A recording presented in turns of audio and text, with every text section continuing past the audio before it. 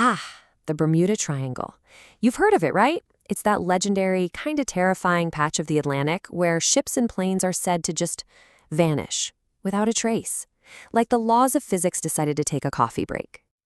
I mean, just think about that question for a second. How can that much hardware and that many people just poof? It's a staggering thought, and it's no wonder it's fueled all these wild theories. Aliens, time warps, you name it. Well, that's the big question, and today, we're going to get to the bottom of it.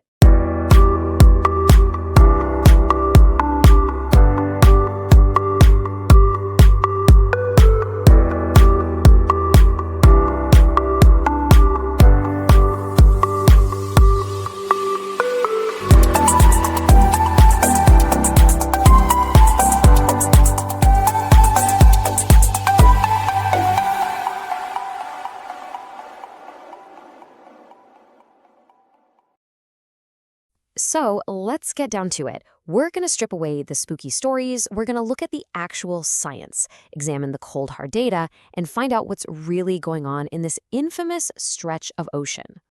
All right, first things first. What even is the Bermuda Triangle? Well, here's a little clue right off the bat that something's a bit off. You won't find it on any official map. Not a single one. It's not a real place, geographically speaking. It's more like a ghost on the globe, a piece of modern folklore. And this is where the legend starts to get really shaky. The so-called boundaries are all over the place. Generally, it's this area between Bermuda, Puerto Rico, and Florida. But its size? It changes from 500,000 to 1.5 million square miles, depending on who's telling the story. How are you supposed to study something when its size can change by 1 million square miles?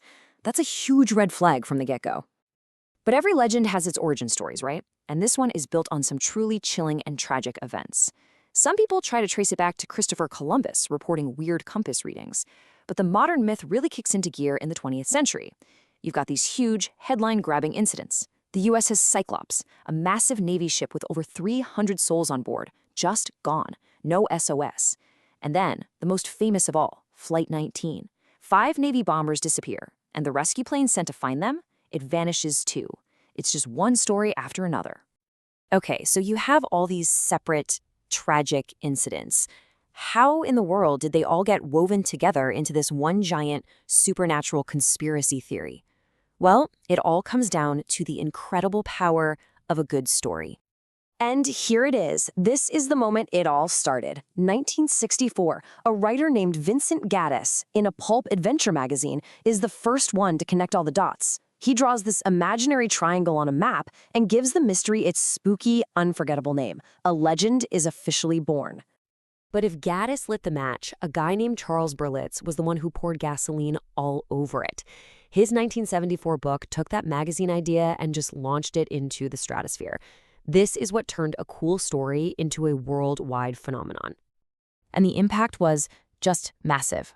We're talking 20 million copies sold in over 30 languages. Think about that. This wasn't just a bestseller. It was a cultural event that convinced millions of people that a paranormal hotspot existed just off the coast of America. And Berlitz's theories? Oh man, he didn't hold back at all. He threw everything at the wall. The lost city of Atlantis, using ancient energy crystals to pull down ships, time portals, and, of course, alien abductions. His ideas were so influential they even showed up in Steven Spielberg's Close Encounters of the Third Kind. That part where the Flight 19 crew reappears? Yeah, that came right out of this book's ideas. Okay, so that's the myth, the legend, the blockbuster story. But what does the actual science have to say? Are there any natural phenomena that could explain all this weirdness?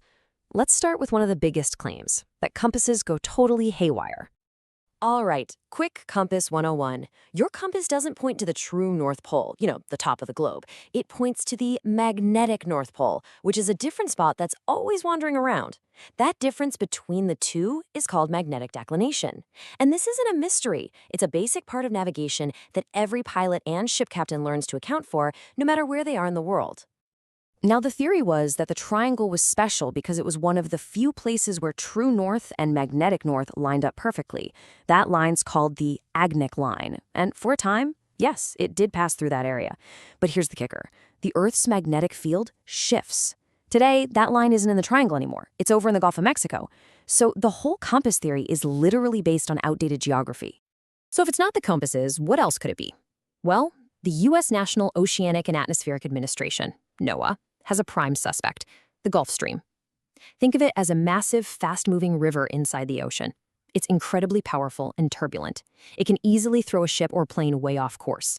But most importantly, if there is a disaster, that current can scatter the wreckage so fast and so far that it essentially erases all the evidence.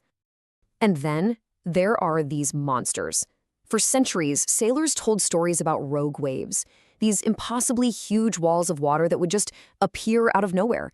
Scientists used to think they were just myths. But guess what? They are 100% real. We've seen them on satellites. These waves can reach 100 feet tall. That's a 10-story building coming at you. A wave like that could absolutely sink a massive ship like the USS Cyclops in an instant, with no warning at all.